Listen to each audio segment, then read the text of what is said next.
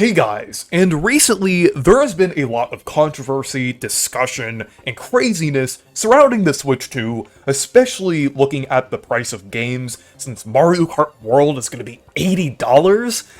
But recently there was an update to all of this earlier when Nintendo announced that they are delaying the pre-orders for the Nintendo Switch 2 in the US because of tariffs.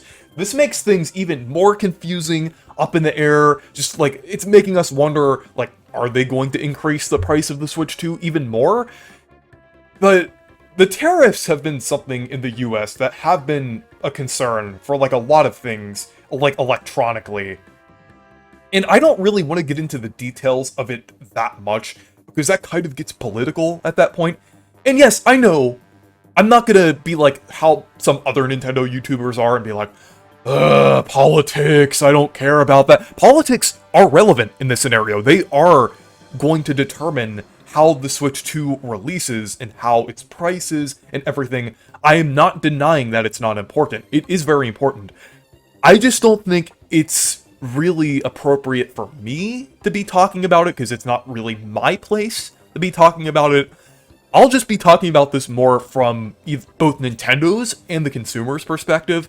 And just all I'll say is that the tariffs are definitely going to cause a lot of price increases for things. And it is kind of concerning now for the Switch 2 that they might increase the price. Though, there is a possibility that that could be a very bad move for Nintendo as well. Because $450, I think that price is fine for the Switch 2. Like, for what it is, like, it's fairly powerful, it has like a lot in it, a lot of features, a lot of things, the games look amazing. And I think, like, that was kind of the upper limit of what people were thinking this would be, like, how much this system would cost. Some people were thinking, like, maybe 500, but that was, like, the absolute, like, highest, like, kind of doomsday scenario that I kind of dubbed it a couple days ago. But 450, that's kind of within the ballpark of what people were expecting. But with the tariffs and everything, the Nintendo Switch 2s are, I think they're partially being manufactured in Vietnam. And that was recently announced to be getting like a 46% like kind of tariff thing on it. And that could be very concerning. That could significantly increase the price of Nintendo Switch 2s if Nintendo wasn't preparing for that before.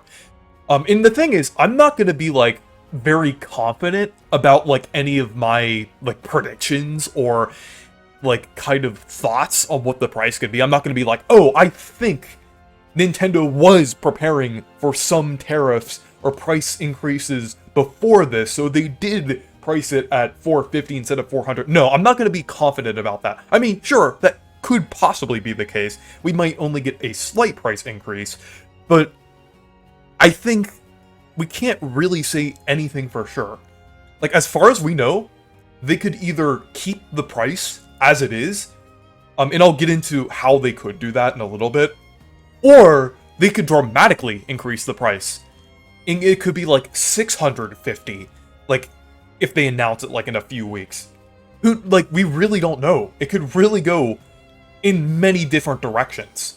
So that's why it's really concerning again, and just really, really confusing again for what is going to happen with this. This is like kind of weird, like, to see this for like a Nintendo console. I feel like within Nintendo, I feel like it's probably a PR nightmare right now.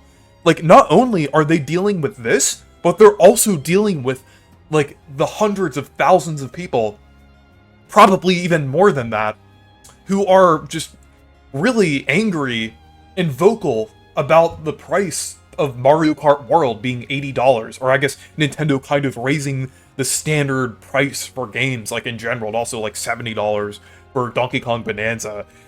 So just like a combination of all of that, that is likely just causing a lot of chaos within Nintendo internally. That might also, like, just all of this stuff combined is probably why they had to, like, rethink pre-orders and things. But this is just a really crazy situation for Nintendo. Like, I mean, they have dealt with, like, weird launch situations before. like, I guess the 3DS was, like, a pretty bad outcome for their launch. I mean, they ended up, like, the 3DS ended up surviving that, and ended up selling pretty well, but with the 3DS, like, that was way too expensive, barely any games on it, they had to lower the price over time. That's what kind of comes to my mind when I think of a kind of a really struggling Nintendo launch scenario, I would say. Either that or the Wii U, different things like that. There sometimes are some setbacks when a new console is releasing, but this one seems to be pretty crazy. But it is definitely concerning for the consumers, like, if this console ends up being a lot more expensive. What I'm hoping Nintendo does, and like I said, I'm not going to be too confident about anything here, but what I'm hoping Nintendo does is they either keep the price the same, or only increase the price by, like, a little bit, like $50, and the console's, like, maybe, like, $500 instead of $450, and they take a small loss if these tariffs are, like, impacting them a lot. Because they may see that increasing the price too much now, like after they already announced, like, the $450 price tag, might be very bad for their reputation and could hurt them in the long run. And then also they would, like, dramatically lower the sales for, like, the system, just because, like, a lot of people wouldn't be willing to pay, like, that much for, like, a console. Like, let's say if it's, like, $650, that would significantly decrease the amount of people who would actually be able to buy the console. And I feel like it would definitely hurt Nintendo in the long run in a lot of ways. They'll definitely, well, it's very likely that they'd see, like, less profits from it, and they might even, like, struggle a little bit. I know Nintendo is definitely not struggling right now, just due to the success of the Switch. But, and they have, like, enough money to last for ages. But it still wouldn't be good for them. Like, it would take them a long time to recover if there is, like, a lot of problems with the Switch 2's pricing. So I'm just really, really hoping that there isn't, like, a dramatic price increase, because I think that could be pretty bad for Nintendo, and obviously kind of devastating for the consumer.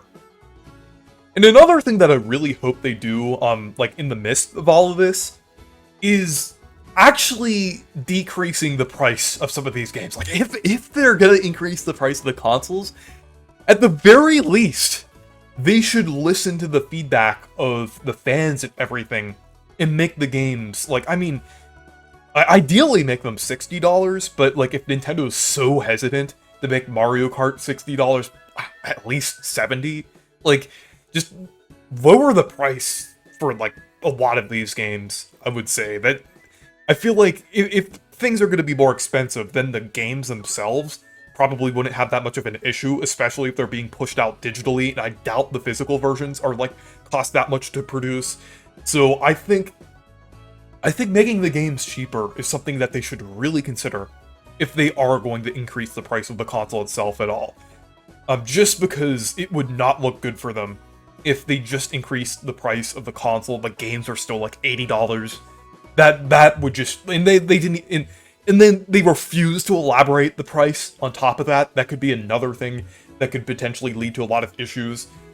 Because from what I've heard, like, with Nintendo kind of speaking to, like, the public and saying a lot of things, like, I was watching, like, Kit and Krista the other day, and they were saying that Nintendo doesn't really have that outlet anymore. They have someone that can, like, communicate about a lot of these issues and things now.